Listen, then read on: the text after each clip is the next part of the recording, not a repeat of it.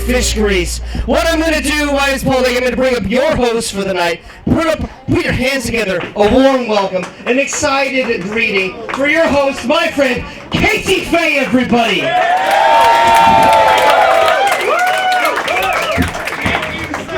Yes, thank you, everybody. Comedy Garage Redneck Edition, complete with a humping dog. We got everything that you want for the fucking redneck. Come on, Jeff. We're taping this, as I'm sure you guys are all aware of now, which is fantastic. I'm excited to show this to my parents, show them what I've been up to. You know, my dad. Oh, wow, you're drunk in your garage. Okay, so you're really making it up there in LA. I can tell my friends about back in the day when you're just drunk in the basement, and now look at how far you've come. I was going to ask you, does my place look clean enough that my mom won't be mad? Can you see dust anywhere? No, I don't think so. All right, I'll take it. You got your well-organized CDs over here. I know. My room looks really busy from this angle, I feel like. It does. Yeah. But, you know. No, I like it.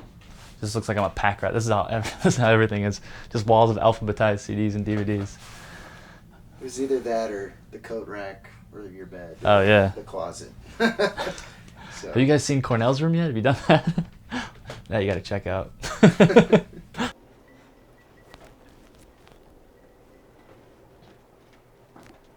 So is this your room? This is the love den. This is where the magic happens, ladies and Logan.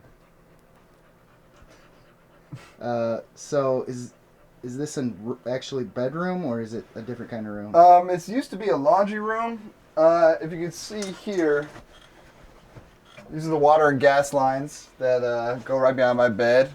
My face, actually, I sleep right next to gas. So I guess if the fire that's going on right now came anywhere close, I'm blowing up first.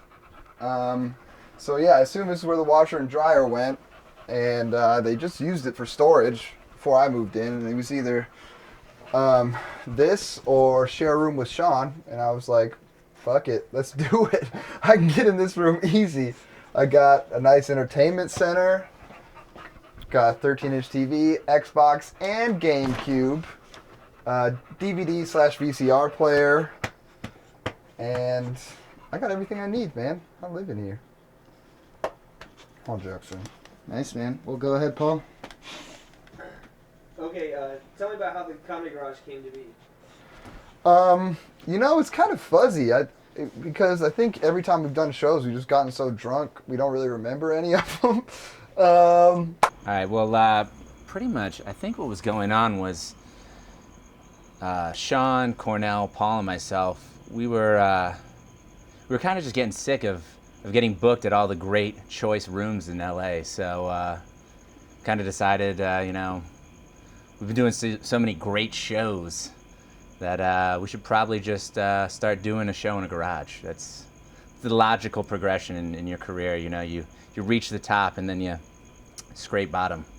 No, it's not even going to be funny. I think the Comedy Garage came to be whenever these losers moved here. I did not ever live here because it's gross. And I don't know, it was Cornell and Matt and Sean and Jessee Eichner, who I like to call old version of Paul Danke. Not as funny, much taller, not as attractive. But then he left for whatever reason, some sort of scandal, and then I started hanging out with these dudes because we all met at like the Ha Ha Cafe and just other places around, and then we started hanging out, and then we did a roast for Sean Green, and I buried him, and I didn't even know him, and it was awesome. And that's kind of how I got into the group. Well, I got introduced to the Comedy Garage by creating it with my then roommates, Matt Sullivan, Jessee Eichner. Cornell Reid was also a part of it, although he wasn't a roommate at the time. Basically, it started out, we got to, we moved into this house in Burbank in 2004, I think. And, we realized we had this great garage, and, we started turning into a hangout place. And all three of us were real interested in comedy, me and the three other guys. So eventually, kind of, we started off by filming little skits in the garage, calling it the Comedy Garage, obviously. And after doing the skits for a little while, we realized, our real knack is doing stand-up. And, from there we just started doing live shows. Cornell and I got together. We found 2 pallets, got a big piece of plywood on top of it, nailed it together, put it on a piece of AstroTurf, and the stage was born. And, we've been doing live shows pretty much once a month since.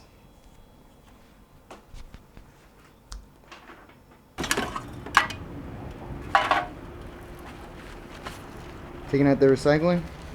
Yeah, just collect it all and turn it once a month, and then we get more beer with the beer we're returning. Never-ending cycle. Yeah, that's pretty cool.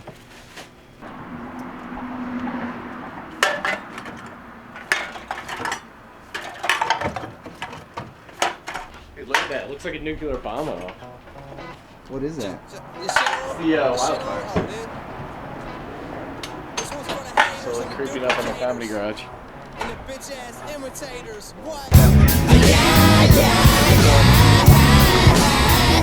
I don't know. At some point, I think we should just stop recycling and just spend the money and still recycle the cans, but not take them to the actual recycling center to get the money back. Just take them out with our trash. They offer the recycling service in Burbank. So, long story short, we're operating at the level of hobos, bringing our cans back. Buy more cans of beer. Fuck, it's hot. Look at that smoke. It's crazy. It's intense, man.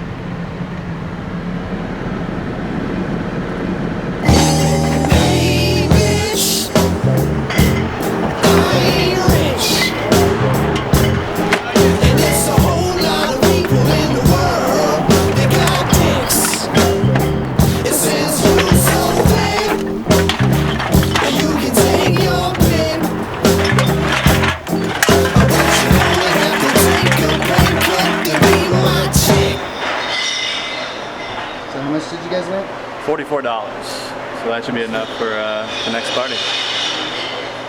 My parents are great. The one thing my mom gives me a lot of shit for, though, is not having a girlfriend. She wants all of us to be married, but especially me for some reason. And I do need a girlfriend. Well, actually, I just need a good emergency contact, and I figure why not get a little action out of the deal on the side? Because it's like when you're single and you don't have a girlfriend, your emergency contact has to be your friends. And I have the worst friends when it my emergency contact is a guy he loses his phone all the time, never charges it. If an emergency happens, you can't get in touch with him. He's got 2 DWIs, so he could never pick me up if there was the worst. The only my emergency contact would be is if the emergency was to get the party started. That's which is a shitty emergency contact to have. I don't know. No, we're really excited to have you out here, guys. Everybody, we're gonna put on an amazing show all night long. We're doing it. We're making it. This is the first of many attempts for us to sell out. So let's make it a good one. Please, everybody, put your hands together for our first comic of the evening. Not only a funny comedian, but a funny friend, and that's what's important. He's from Minnesota, so that there is enough to make him be funny. I've known him since junior high. Please keep your hands together. Put your hands together. Ladies and gentlemen, Matthew Sullivan, everybody. No, stop. Casey did say keep your hands together. He followed up with put your hands together, but he said keep your hands, so if you could just keep your hands together for the next however many minutes. What are some other themes we've had? We've had for every holiday there's one. Short shorts and shorter sleeves. That was the theme we did at the last garage. We've done Canadian tuxedo party, denim on denim. I know we had the luau show. Yeah, I already said luau. But every year we have the Christmas sweater and mustache party, and just the themes have been a great addition, I think. So Adam, how'd you hear about the Comedy Garage and meet these guys? Oh man, I think I met them through Carl Hess. Me and Carl, when I first moved out here, we were doing open mics and shit together. And I met Cornell and Paul through that. And then they invited me here to a party. and got immediately trashed. And I saw a good show, and I was like, these are my new best friends. Jackson's my dog. He got an agent in LA before me. He's made more money in acting than I have. That's pretty sad. But he's also paid rent. He's also humped everyone in this comedy garage. I still haven't gotten footage of that. But he knows it. But everyone knows him. Like, it's the sad thing is like same thing in my neighborhood. People know him before they know me sometimes. Yeah.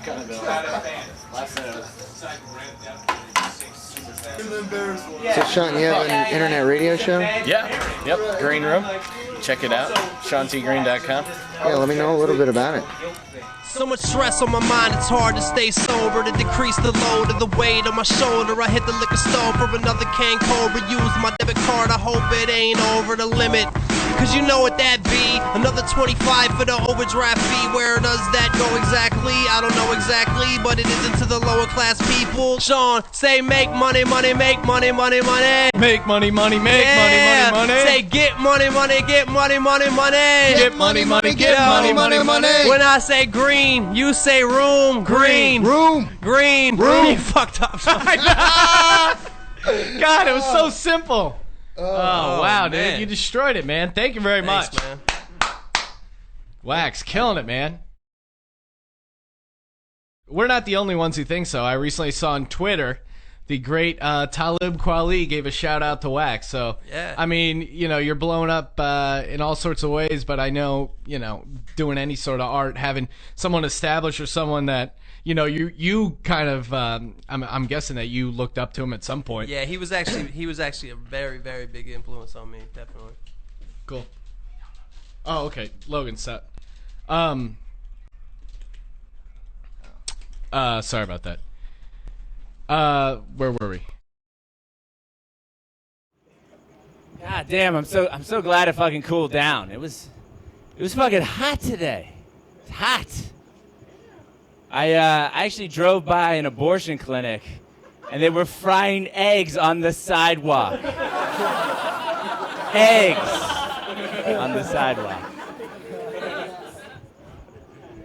I'm kind of a paranoid dude. I'm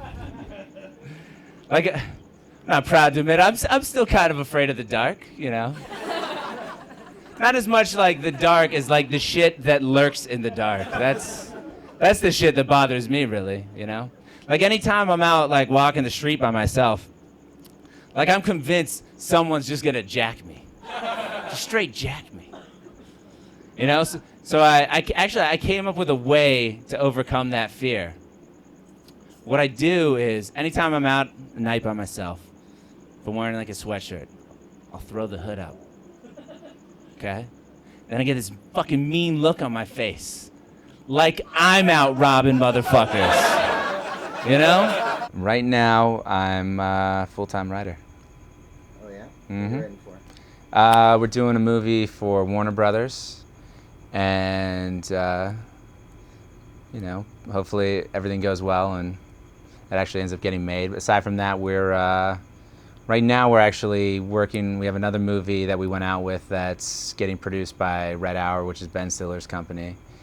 And aside from that, we have like 5 other movies that we just have ideas for that we're like kind of kicking around that we're waiting to get into, and then just constantly going on meetings and just pitching all sorts of different ideas. So kind of like I'm at that like base level where it probably wasn't smart to quit my job, but at the same time, it was like the perfect opportunity, and it's like to get things going and to build the steam and to really focus all my energy on writing. It made the most sense to do it. Like financially speaking, you know, I probably qualify for food stamps right now, but like as far as like career-wise, it seemed the most sense to kind of just take any momentum I had and just kind of run with it. You mean for work? What do you mean, what do I do now? For work. Oh, man. When I'm not ripping up the Comedy Garage scene like I do, pretty filthy, I am a reality television show story producer. I produce reality shows. It's great. It's a great job. It's a great day job. And then stand up from there. But yeah, I work on shows. What shows? Oh, yeah, you can look it up. I work on Bridezillas. Yes, me and for some reason this guy gets Bridezillas. It's kind of embarrassing. It makes me worry about myself. And I work on other, like The Exterminators is another program I work on that you haven't heard of. It's on A&E. It's a great program.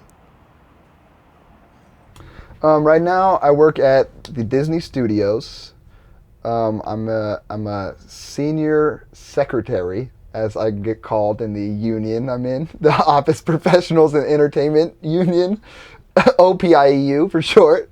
I'm basically an assistant. I take calls and set meetings and do expense reports and stupid stuff like that. But my boss is a really cool dude, and I don't really know if I should talk about who he is. Yeah, probably not. He's a real cool dude, though. He's a man. During the day, I work at this office, LegalZoom.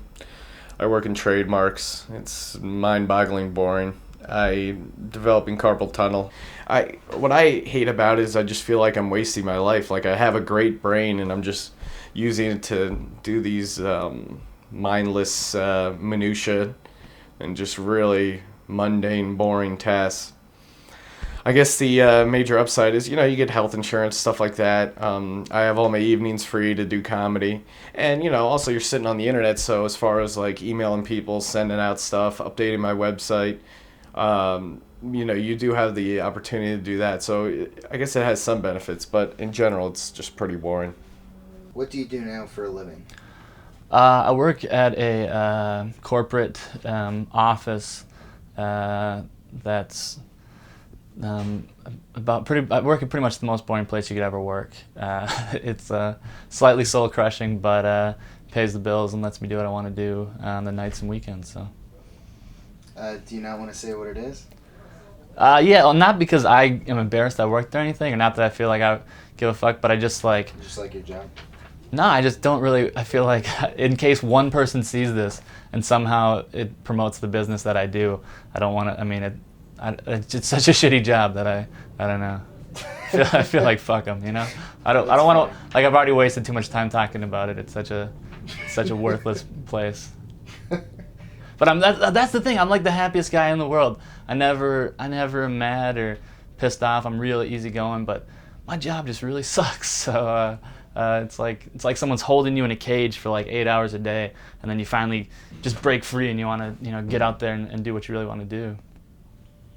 So I guess I work in a cage. My life is just going so good. You know what I mean? I mean, just when one thing goes right, you're like, oh, this can't lead to another great thing. It does. It does. It just keeps going good. God, I'm just so successful. It's freaking me out. I should get fired every day that I go to work. Every day. Every day. And I don't go every day, so that's the fun part. Those are the good days. Oh, man, take a Friday off. Take a Monday off. It's so easy. 3-day weekends are at your disposal.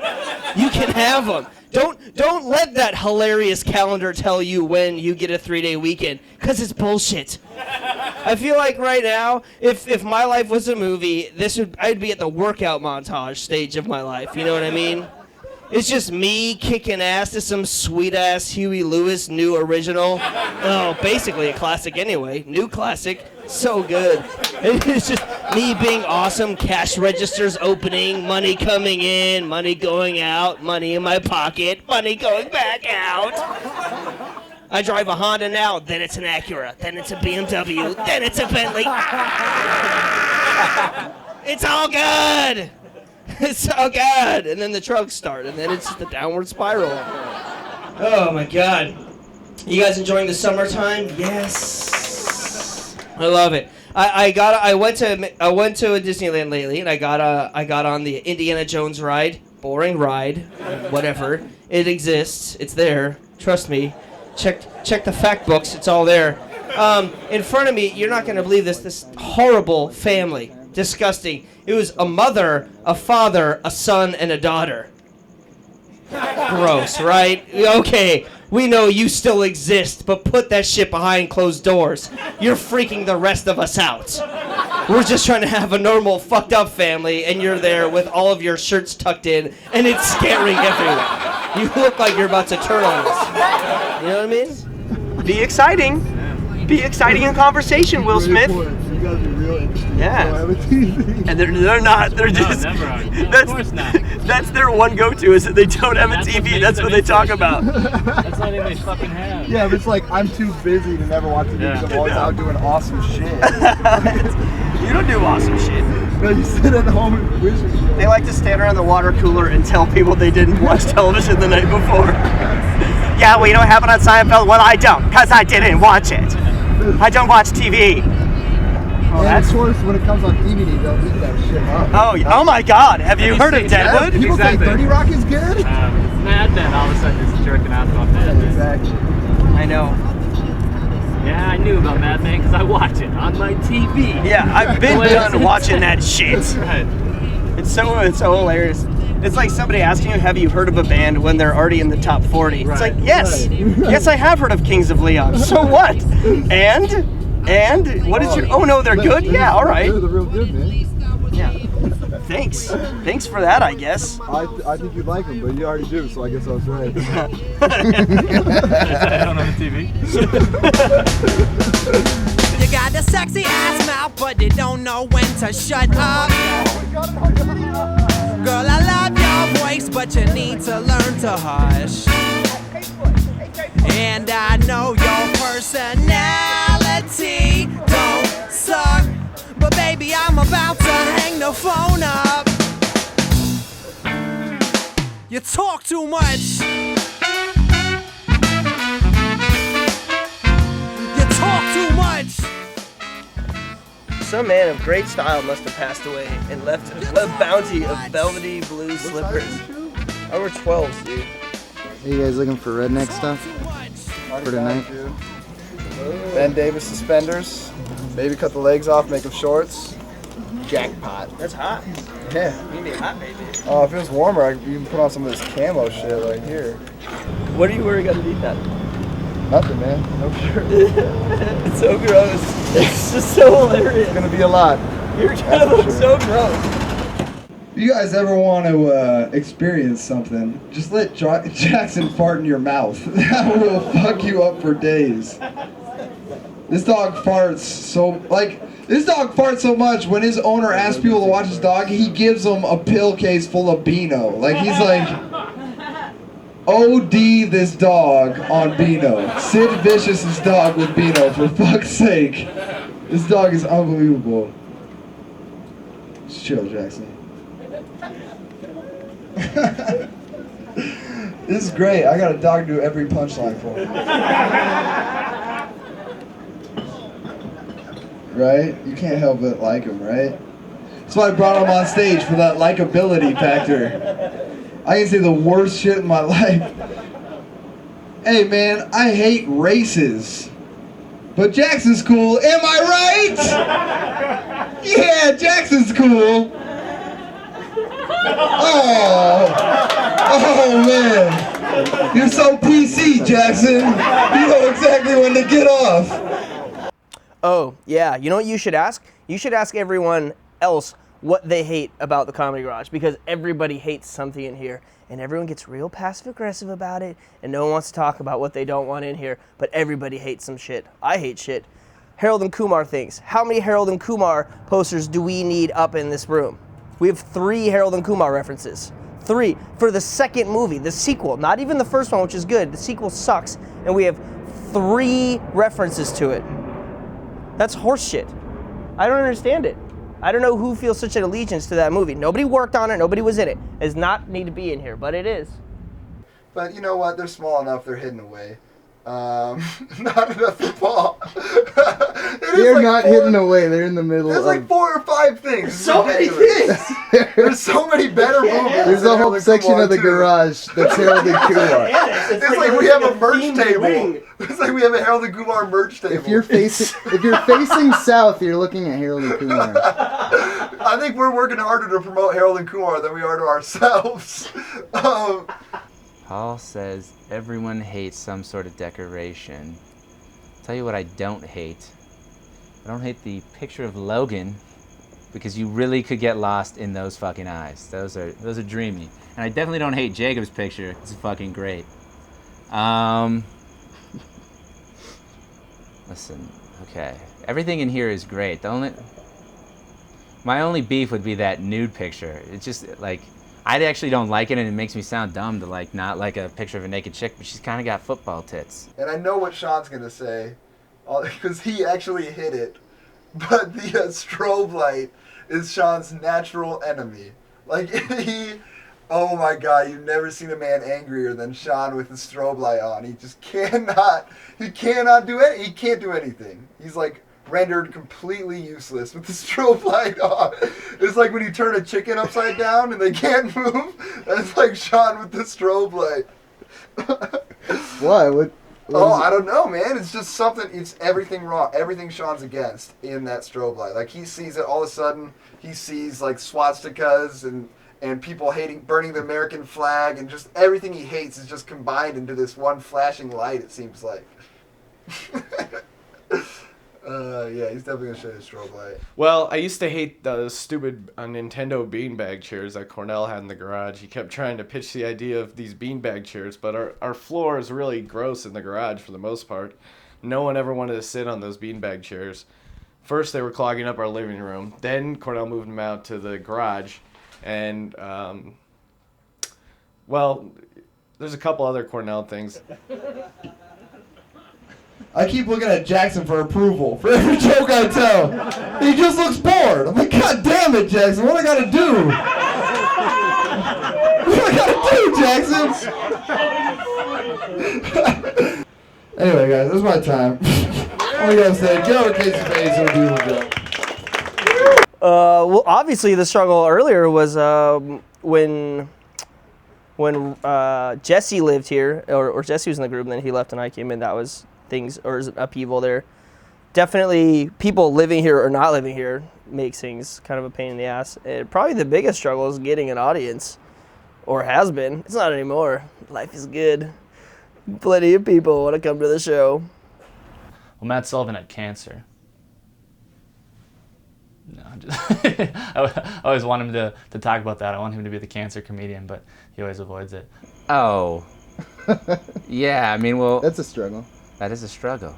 I mean, cancer is kind of what got me into comedy, but then I had like some cancer material, and I actually had like a manager for 2 weeks that was trying to brand me with like doing all my cancer material, and I don't know, that's probably partly why it was a 2-week management relationship. But no, I mean, I've never really been fond of,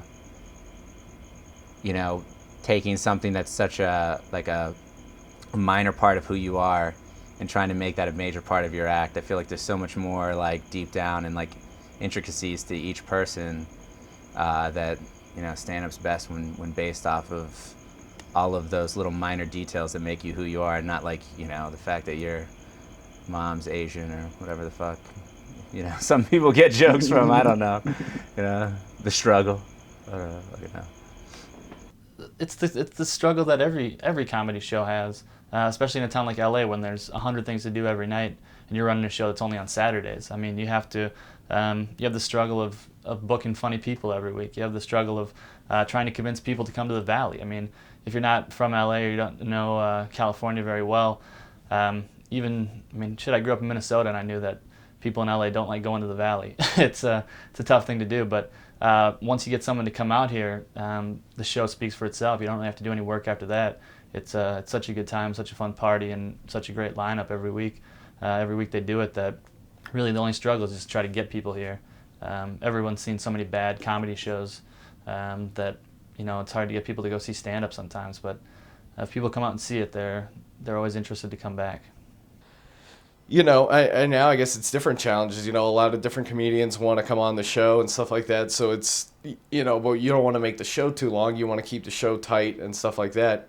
So it is kind of hard to talk to people, or, and someone, especially if I'm friends with them, or even if I think they're a good comedian, it's hard to say no to someone because it's just like, sorry, man, I just set up a microphone and stage in my garage and you can't come perform here. You kind of feel like an asshole. But the reality is, we got a group of us, and then, if each one of us just brings one guest comedian on, that's a full lineup right there. So Get your ponchos on, because it's a storm of sad coming. 39, that's the age where your body starts to tell you in no uncertain terms to go and fuck yourself. We're at a temperature level now where I actually start smelling how I look, which is terrible for everyone around. All my family friends come up to me and they're like, Matt, you look great, because I do. And I don't know what to say to them, so I'm like, you look comfortable. I bet I could take a nap on you. Sure like bacon. Listen, all I'm saying is if a crisis breaks out, I can actually throw you over my shoulder and run, okay? Say that about somebody in heels and a thong, all right? And so the only thing I could think of doing was open the door, let the dogs in, and when my wife walked in the room, I just started beating the shit out of the dogs. Dirty motherfucker!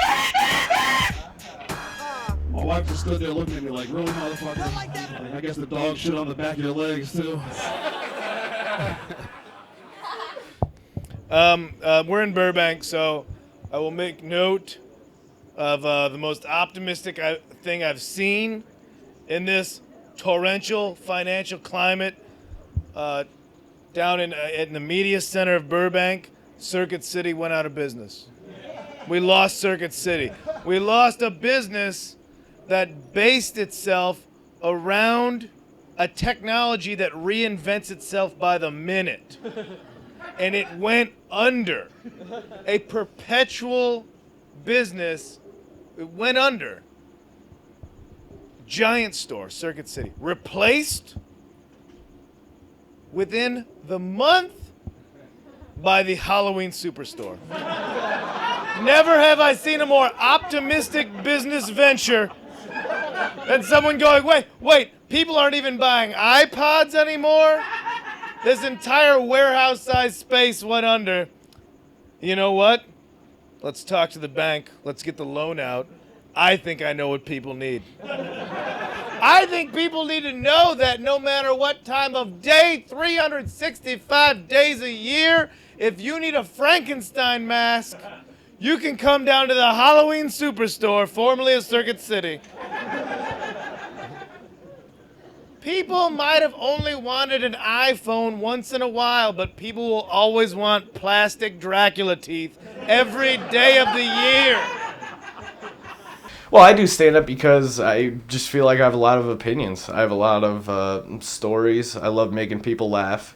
And, you know, just in general in life, if you can find something that you enjoy that also seems to bring joy to other people, I mean, it seems like such a basic formula. Why not go with that? So, yeah, I mean, I love making people laugh, obviously. I love talking about things. I love sharing my opinions, and I love telling stories. So stand-up's a perfect fit.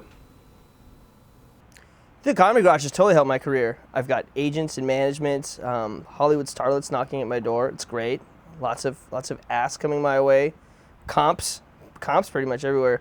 The Comedy Garage has not helped me in any way. No, if anything else, I think the Comedy Garage has only held us all back from anything else other than the Comedy Garage. We've put all of our eggs in this basket. It's a nice basket, but yeah. I suppose it's helped us network with one another, and but yeah. No, I suppose maybe it's gotten us shows. I don't know.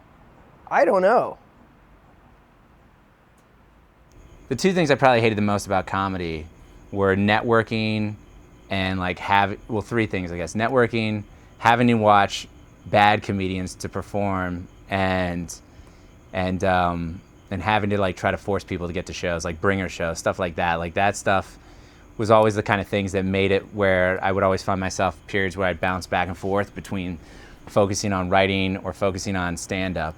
And so one of the best things for the Comedy Garage was the fact that it's a great room that everyone knew was a great room, and it automatically made me kind of like a booker where, people would hit me up to try to get a spot here. And, anyone who knows comedy knows it's kind of like, until you're a big name and you're doing big clubs, like you're trading spots and you're doing kind of shit like that, like you're, networking and whatnot. So it was actually really good for me with that, because I don't like being fake and trying to, hang around and talk to douchebags and tell them that they were funny, or shit like that.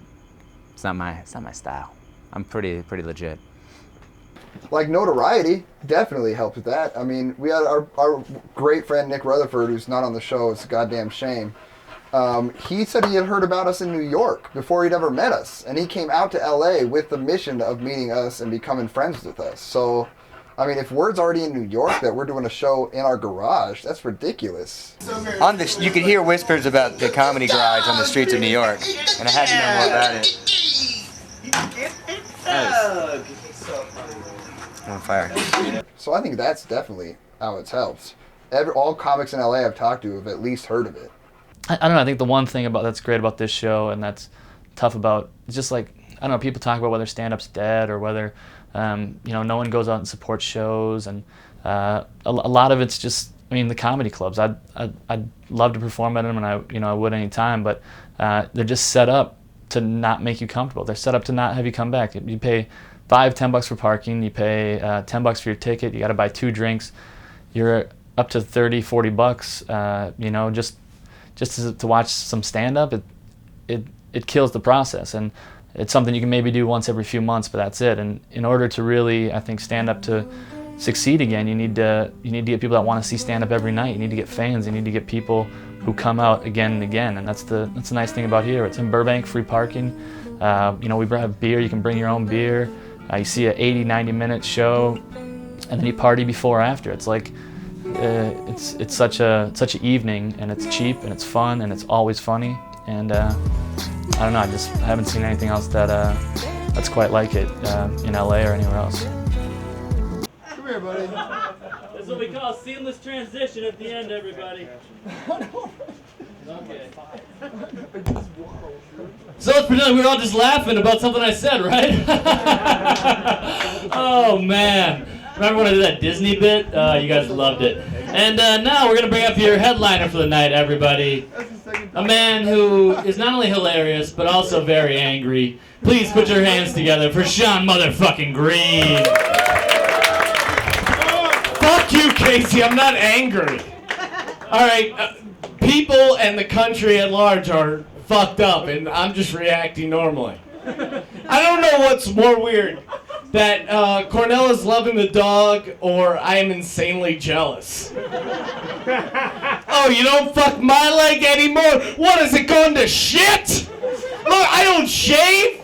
My leg is still good. I thought it was like with chicks, you play hard to get, and then that drives them more crazy, but apparently with English bulldogs, it's not the case.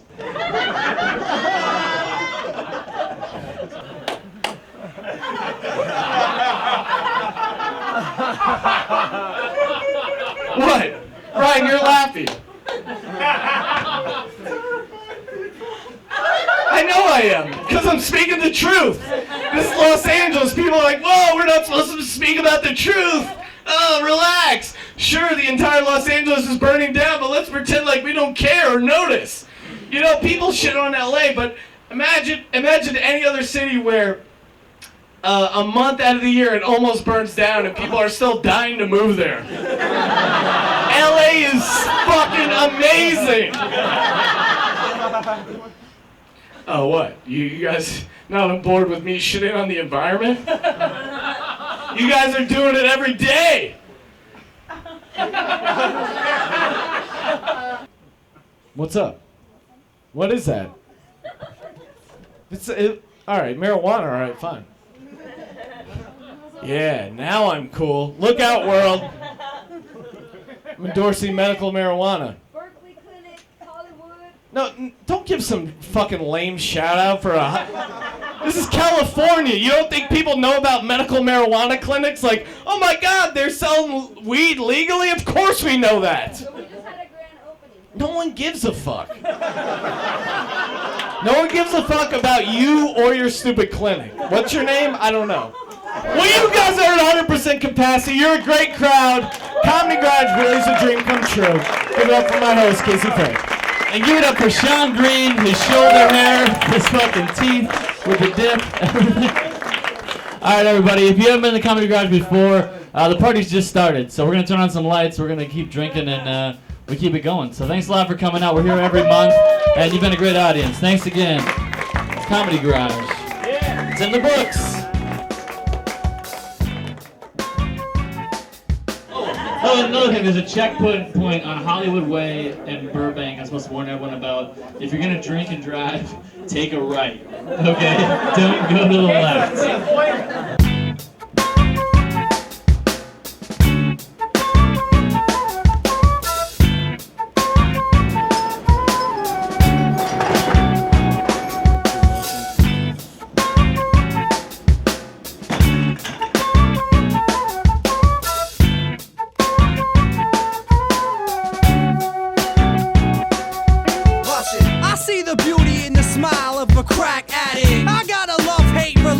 With bad traffic. Sometimes I feel like I get caught up in the mathematics. I need to look at my reflection and laugh at it. Cause if I don't, then this world will make me psychopathic. Come here, girl, sit with me on this recycled plastic. It won't be long till I'm rotting in a sunken casket. I wanna look in your eyes again, cause I see something in your pupil that makes me quadruple my reasons for even being alive again. And when I look up in the sky, I don't need to be high to know why I became the person I am. It's all love, I can feel it in your fingertips. I can smell it in the polluted air, and I can taste it in your lips. All of my senses are trapped in a daze. I need to sit the fuck back and just capture the phrase. It goes.